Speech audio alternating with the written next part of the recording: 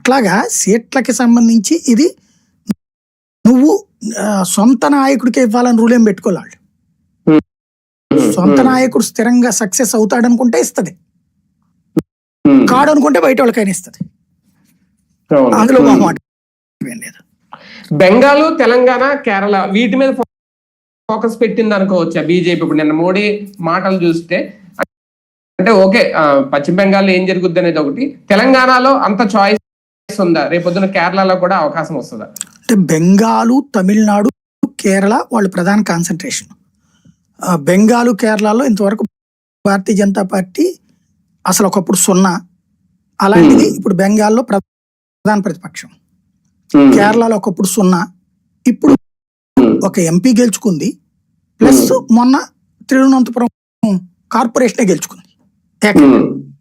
కాబట్టి మార్పు స్టార్ట్ అయింది. కానీ రెండు రాష్ట్రాల్లో కమ్యూనిస్టుల ప్రభావం ఎక్కువ ఉండే రాష్ట్రం. త్రిపుర అనేది అసలు కమ్యూనిస్టులు కంచుకోటే కదా. ఇప్పుడు బెంగాల్లో కమ్యూనిస్టులు ఏమైపోయారు? కర్ణాటకలో ఇదే బెంగాల్లో కమ్యూనిస్టులు చూపోయింది. అక్కడ మమతా బెనర్జీ బతుకుతున్నారు. అక్కడ కేరళలో కొంచెం ప్రస్తుతానికి డామినేషన్ ఉంది, కానీ రేపు పొద్దున కాంగ్రెస్ గెలవబోతుంది. అక్కడ